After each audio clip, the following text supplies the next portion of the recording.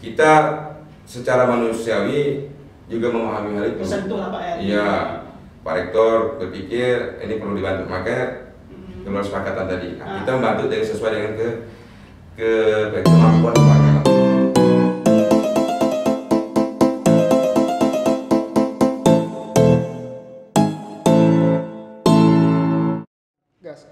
Halo semuanya, kembali lagi bersama kita di Kata Kita Project Channel. Nah, sebelum kita mulai videonya, jangan lupa untuk klik tombol subscribe-nya dan juga klik tombol notifikasinya untuk video kita selanjutnya. Oke? Nah, hari ini kita kedatangan tamu. Kita bukan kedatangan, tapi kita mendatangi tamunya. Jadi di sini kita ada Pak Muhammad Firdaus selaku Wakil Rektor 2 Bidang Keuangan dan Kepegawaian dari IKIP PGRI Pontianak. Jadi kita hari ini istilahnya itu ingin mengetahui nih dari sisi lembaga IKIP PGRI Pontianak itu seperti apa sih menghadapi yang kemarin itu masalah demonstrasi yang terjadi di IKIP PGRI Pontianak itu yang tentang penurunan biaya kampus dan lainnya gitu. Nah, hari ini kita hashtagnya itu keadilan atas pendidikan, hashtagnya turunkan biaya kampus, hashtagnya itu COVID-19, hashtagnya new normal, hashtag online learning, hashtag diri mahasiswa, dan hashtag pendidikan mahal. Ya, memang panjang hashtagnya, jadi seperti itu ya.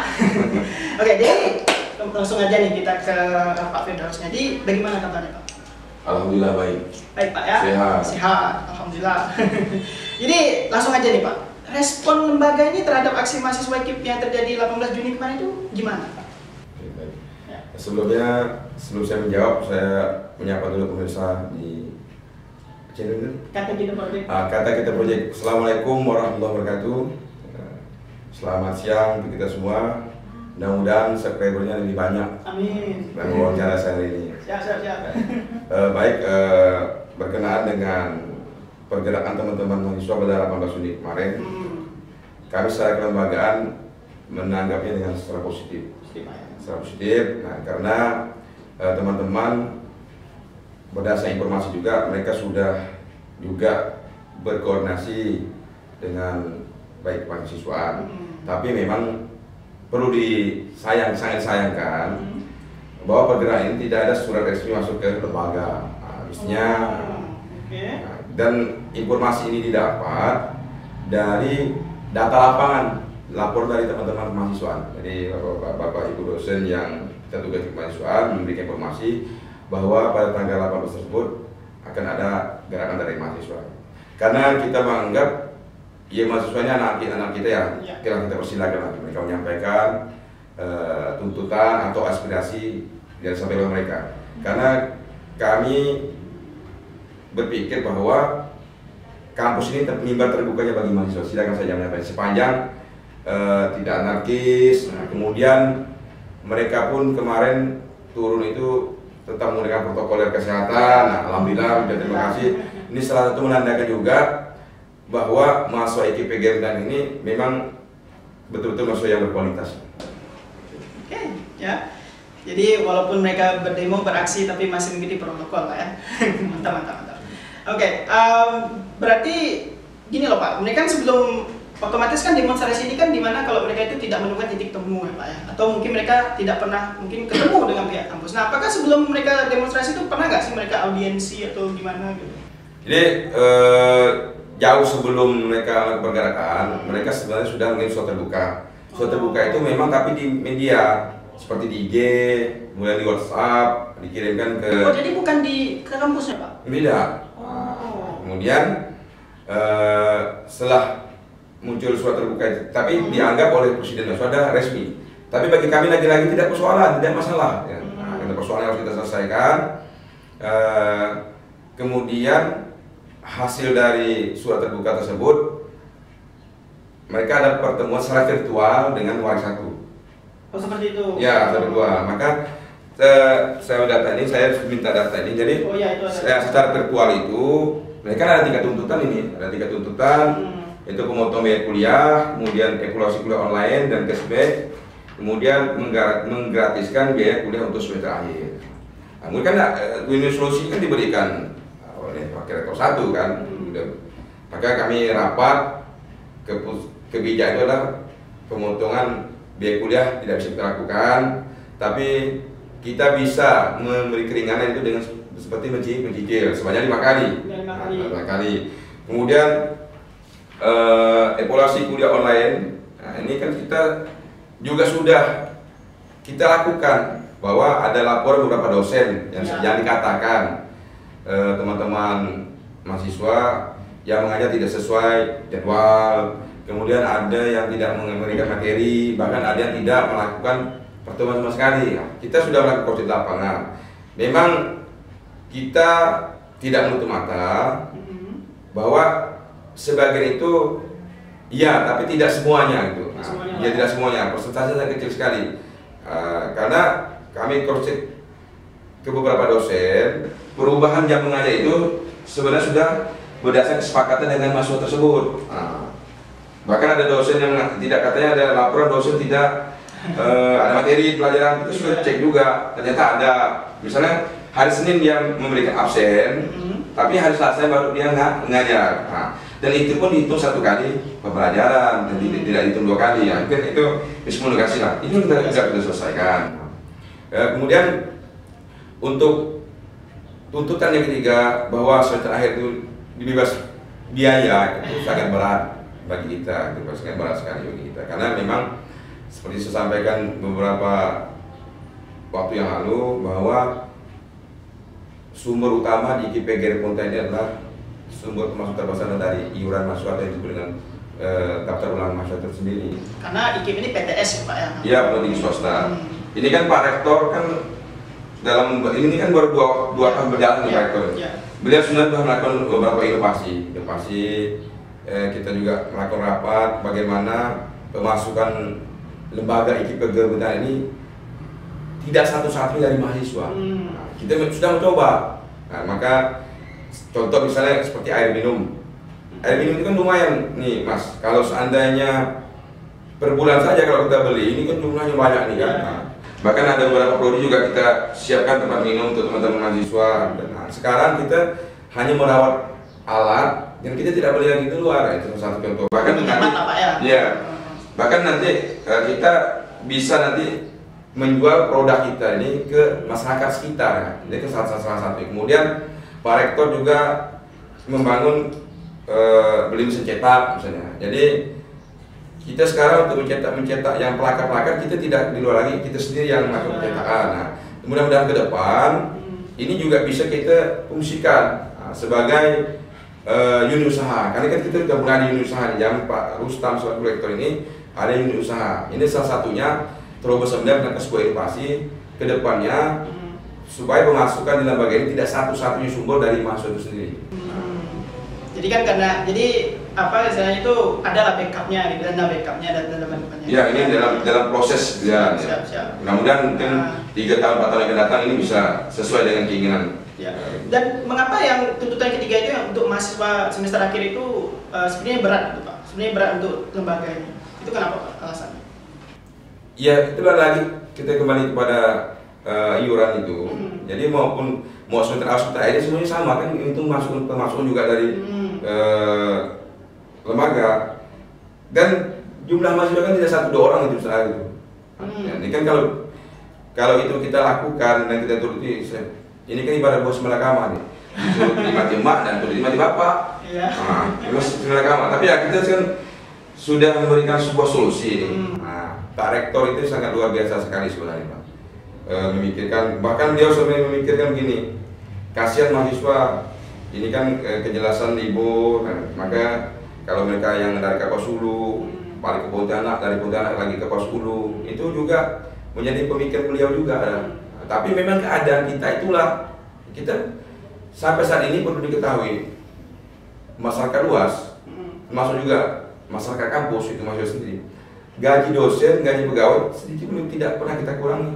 Dan kita tidak boleh mengurangi itu karena hak bagi mereka juga. Jangan sampai mereka mengatakan ini karena ada Pak Popit gitu.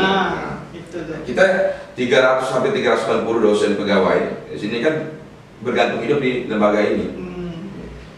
Dan misalnya karena COVID ini kan ya bagian swasta ini ya, terutama di perguruan tinggi swasta atau perusahaan swasta itu ya dampaknya itu besarnya di sini ya Pak untuk COVID-19 ini. Oke. Jadi kembali lagi yang tadi itu Pak, poin yang menarik Bapak sebutkan itu adalah jadi Presmanya BEM ini ya, dia melakukan surat terbuka tapi lewat online. Jadi kenapa dia nggak ke sini dulu Pak? Apakah sulit bertemu dengan orang-orang lembaga atau gimana? Sebenarnya saya tidak tahu juga pemikiran teman-teman mahasiswa. Sebenarnya Pak Rektor ini kan mau secara resmi sebenarnya bisa saja ketemu Pak Rektor. Mungkin Pak Rektor di warung kopi pun bisa menerima, Nah, maka itu memang kita menyayangkan, tapi kita bisa memaklumi ya, karena memang pergerakan generasi muda yang menuju ke arah perubahan. Nah, jadi kan kalau bahasa ketapang kan sustainable development, gitu. Pembangunan berkelanjutan. Jadi pembangunan berkelanjutan, ya oke, kita maklum lah, mungkin pembangunan berkelanjutan yang dilakukan oleh teman-teman mahasiswa inilah adanya. Kami kan tidak, tapi kami tidak membenarkan, tapi kami bisa memaklumi. Kami bisa memaklumi, ya mungkin eksistensi teman-teman itu bisa terlihat, ya dan juga ya saya selaku mantan Ketua BEM, biasanya memang begitu, ujung-ujung akhir bulan mau akhir dari masa purna itu biasa juga harus melakukan pergerakan gitu. Biasanya ini biasa, tapi mudah-mudahan ini bukan dari bagian dari itu. Nah, ini betul-betul yang kami lihat itu memang mungkin murni pergerakan bahwa ingin bantu teman-teman mahasiswa yang memang tidak mampu. Jadi tidak ada gerakan yang lain. Tapi kalau ada hal-hal yang lain mungkin sangat disayangkan sekali, karena memang kan sudah menghitung hari. Ya, jadi jadi kalau untuk dari situ jadi ternyata nggak masalah ya, misalnya dari teman-teman BEM mau datang itu pun berkeluh kesah, curhat gitu ya bisa. Tidak masalah. Tidak masalah. Siap. Secara pribadi kalau memang teman-teman jangan di warung kopi nggak masalah. Nah, tapi tinggal teman-teman ya udah mau secara resmi atau tidak. Kalau secara resmi mungkin kita akan terima di ruang kerja kita. Nah, tapi kalau memang curhat sebagainya kan tidak mesti secara resmi ya. Warung kopi bisa Pak ya. Bisa, santai. Siap. Berarti kan, namun setelah itu kan mereka nih berdasarkan dari yang ini ya, di interview kita yang kemarin dari aliansi mahasiswa IKIP Sadar itu Pak ya, mereka tuh mengatakan mereka udah melakukan audiensi 2 kali langsung dan juga lewat daring, lewat Zoom itu mungkin kepada Warek 1 itu. Nah itu benar terjadi atau enggak?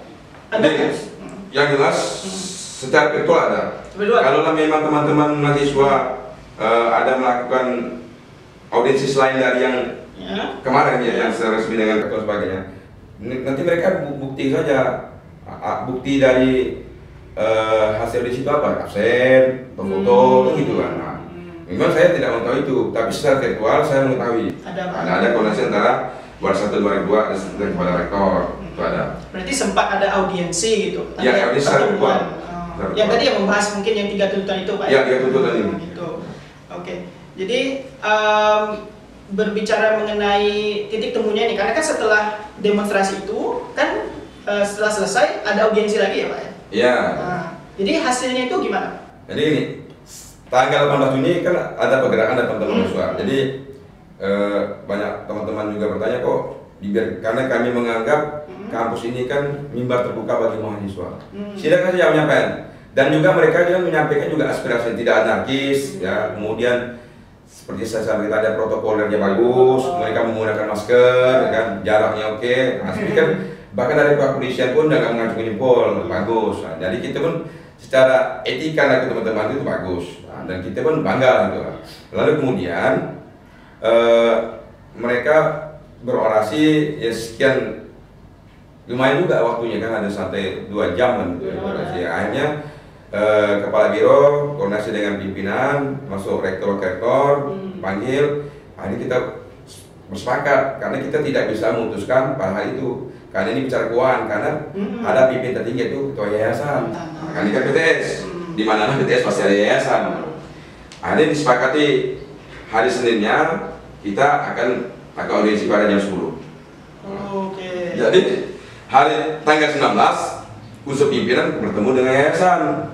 Nah, menyampaikan hal itu. Nah, beberapa kesepakatan yang kita lakukan. Memang kita ada beberapa memberikan solusi, tetapi solusi untuk penurunan 20% kita memang tidak bisa kita lakukan. Nah, itu kenapa Pak? Kenapa nggak bisa itu? Memang tidak bisa, karena seperti saya sampaikan tadi, satu-satu sumber ya memang dari mahasiswa. Kan bisa kita lihat.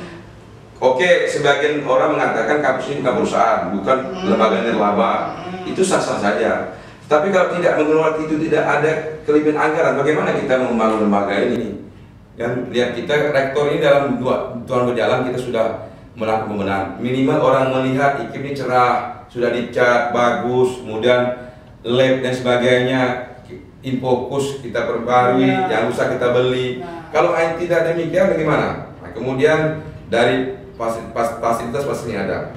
Tetapi saya setuju kalau teman-teman masuk kritis itu misalnya dengan fasilitas, silakan saja. Misal lapangan basket kurang representatif, lapangan bola ya perlu diperbaiki. Mungkin itu menjadi pertimbangan kita, dan kita ini gini, untuk membantu teman-teman ini, perlu saya sampaikan juga. Nah, pihak-pihak bank juga sudah banyak membantu, termasuklah kami Pak Rektor dan kami ini tim ini bergerak, bahkan anggota partai politik pun, tapi bukan kata kita mau berpolitik ya, kita meminta bantuan. Termasuk, mohon maaf, bukan berarti saya menyebutkan, misalnya ada Ibu Katri Lamdun, kemudian Pak Mamat Abdurrahman. Mamat Abdurrahman ngasih ke 100 juta IKIP untuk beasiswa.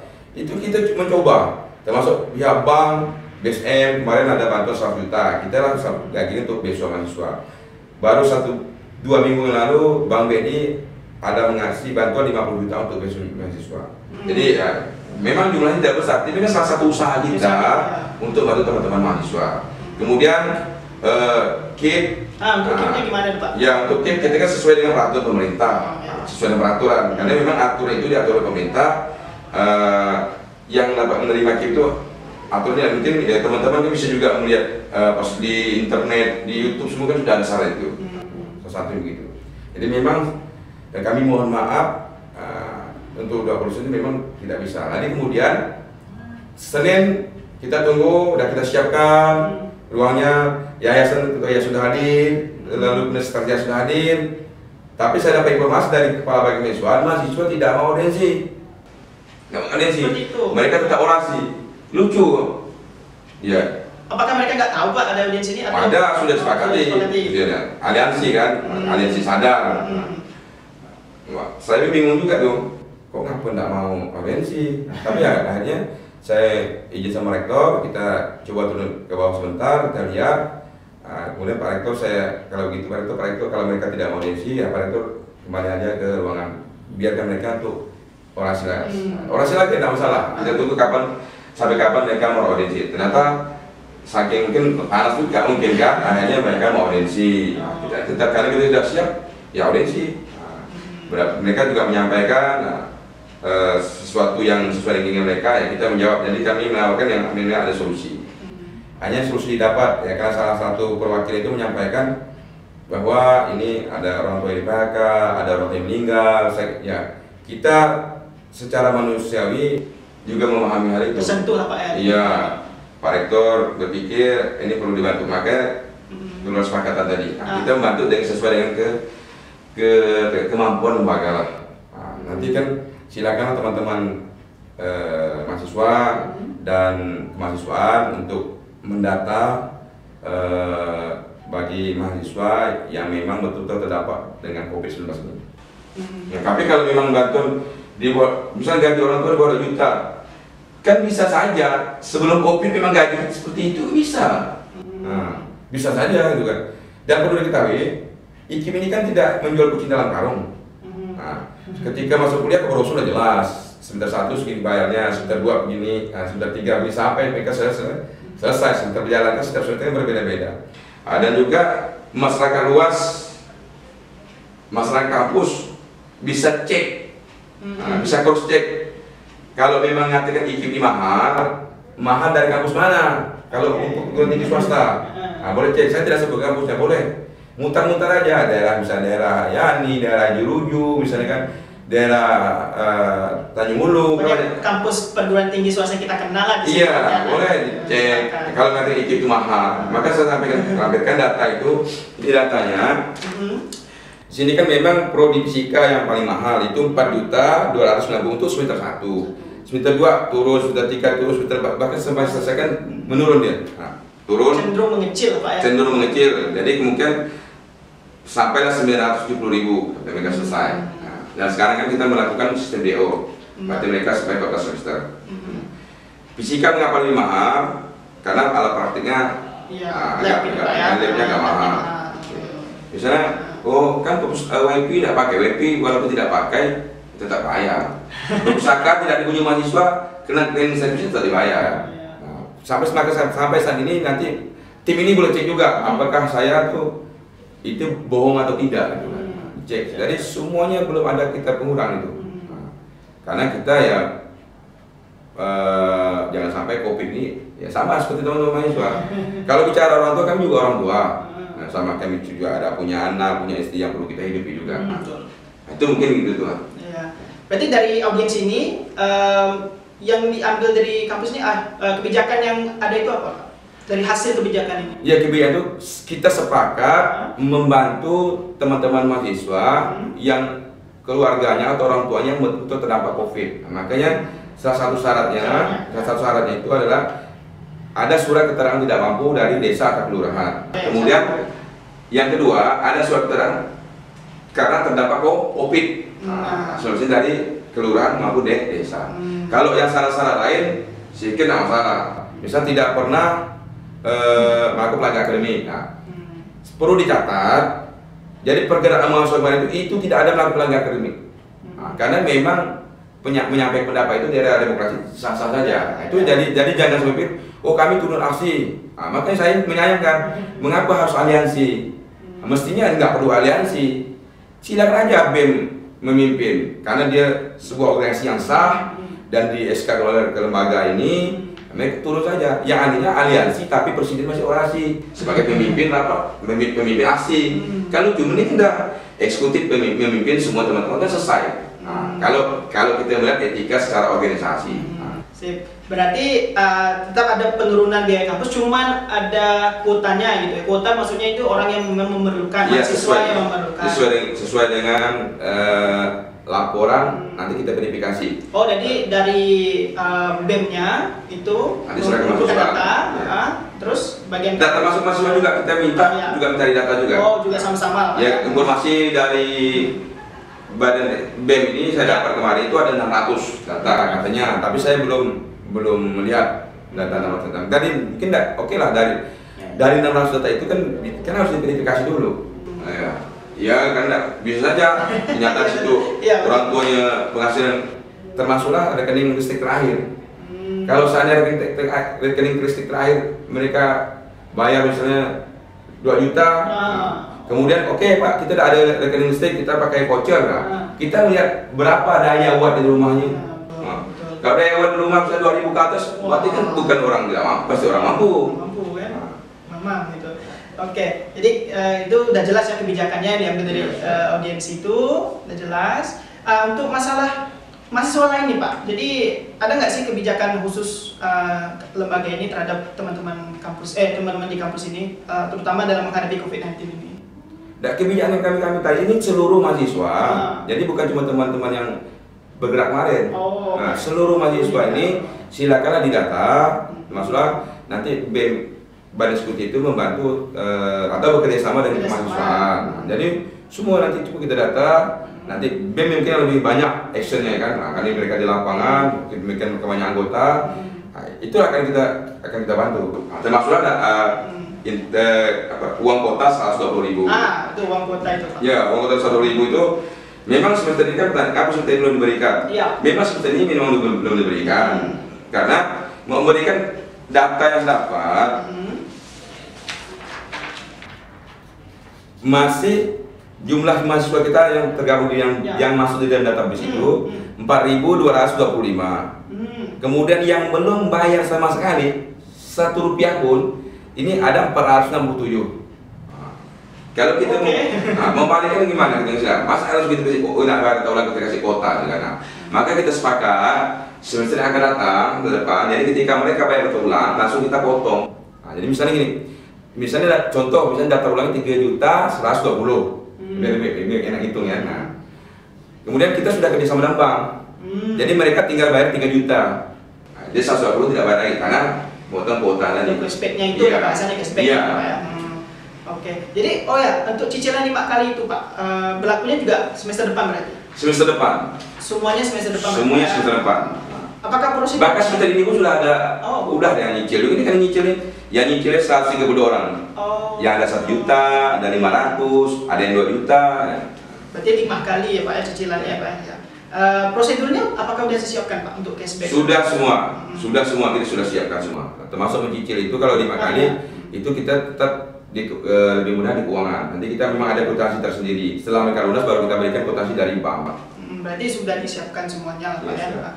Mengenai evaluasi dari pembelajaran daring ini Pak selama COVID-19 ini, apakah pihak lembaga juga sudah melakukan evaluasi ke seluruh dosen-dosen? Ya, itu salah satu seperti saya jelaskan dari awal. Jadi memang kan awal-awal kendala kan memang kan Kalimantan Barat inilah luas wilayahnya provinsi terbesar nomor 4 di Indonesia.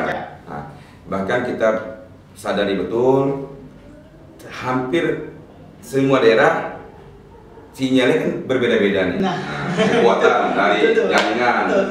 Nah, contoh saya mengajar, ada beberapa teman besar ini tidak bisa ikut secara virtual ya. Nah, saya beri kebijakan nanti tugas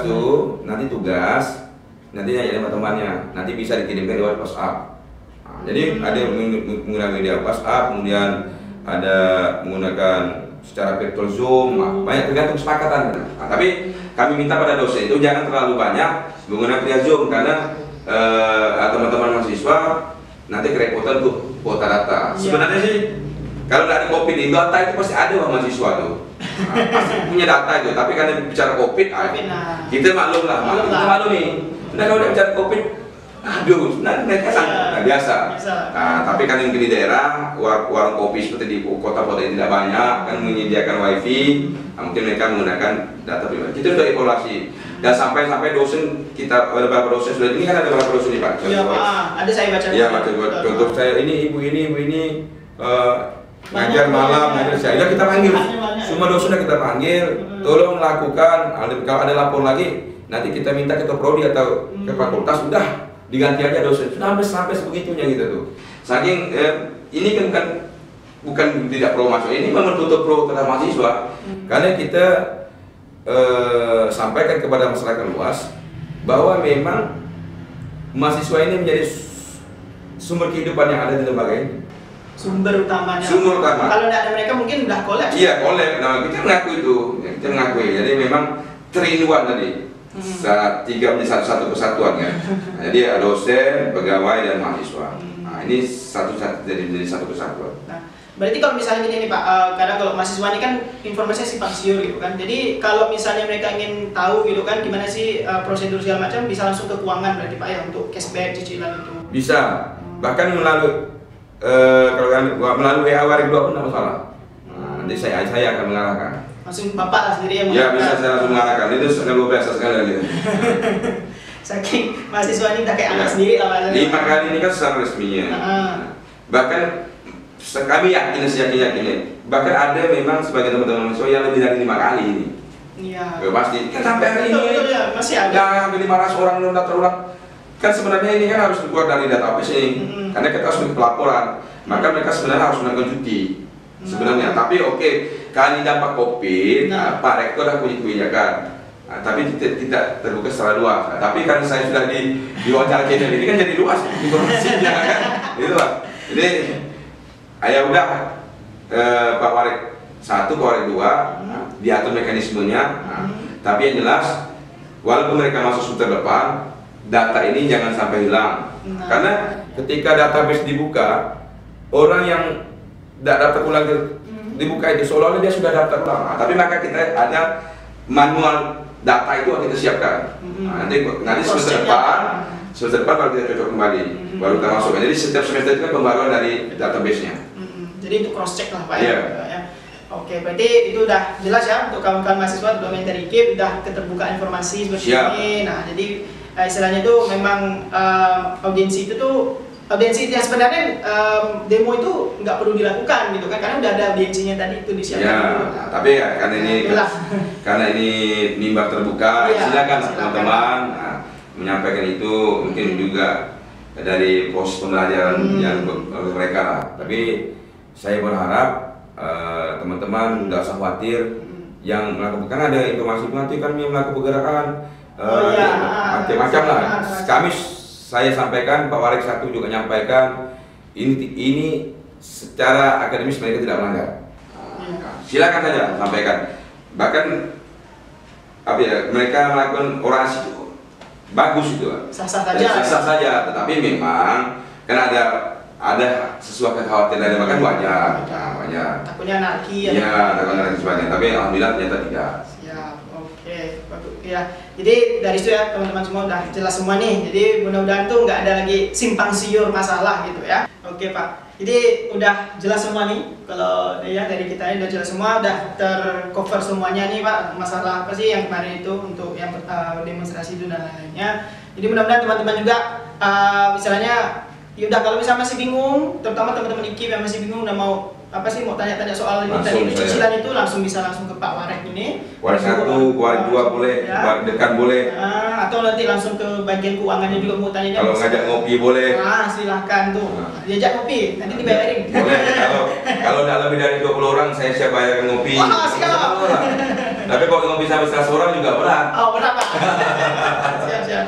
Oke, terakhir nih Pak, sebagai penutup kita tuh, apa sih pesan yang ingin disampaikan Bapak kepada audiens dan mungkin teman-teman IKIP, mahasiswa IKIP yang nonton kita? Silakan. Saya berpesan pada teman-teman mahasiswa khususnya, jadi tetap semangat belajar karena pandemi ini bukan keinginan kita, ini adalah ujian dari Allah Subhanahu Wa Taala. Ya. Karena insya Allah di balik kesusahan, di balik musibah, ada sesuatu yang dirasakan oleh Allah. Mudah-mudahan ke depan kita IKIP, Kota Pontianak, Indonesia, bahkan bangsa di dunia ini mendapat limpahan rahmat dari Allah Subhanahu Wa Taala. Mudah-mudahan itu. Kemudian saya minta juga kepada Bapak Ibu dosen tetap bijak memberikan penilaian, karena ini adalah yang kami sampaikan, ini adalah semester spesial untuk teman-teman mahasiswa. Jadi memang semester ini memang semester spesial itu kami minta, ini sebenarnya kan ini tidak secara terbuka, tapi karena ini diwawancara yang terbuka juga kan. Ya setidaknya garansi untuk lulus itu betul-betul diberikan kepada teman-teman mahasiswa. Jadi mahasiswa tidak usah khawatir, karena kami sudah memberikan kepada Bapak Ibu dosen sepanjang persentase 70% dia mengikuti program dosen tersebut, walaupun melalui secara virtual. Siap. Oke, terima kasih kepada Pak Firdaus ya. Terima kasih sudah datang di channel kita. Kami mendatangi Bapak di interview. Jadi itu saja dari kita, guys. Dan ini juga saya tutup lagi. Dan ini mungkin quote yang sama dari yang di episode sebelumnya. Jadi kan saya meng-quote dari Benjamin Disraeli, "Action may not always bring happiness, but without it there won't be any happiness." Jadi walaupun tindakan penurunan ini mungkin di kampus agak sedikit memberatkan karena kan banyak biaya dan lain-lainnya, cuman ya untuk anak-anak ini, karena juga orang-orang saya di kampus ini kan orang-orang tua juga kan, dan juga mahasiswa ini kan juga anak-anaknya, jadi karena care, jadi yang berkorban lah orangnya, seperti orang tua sekarang. Jadi terima kasih guys, dan see you on the next video and goodbye.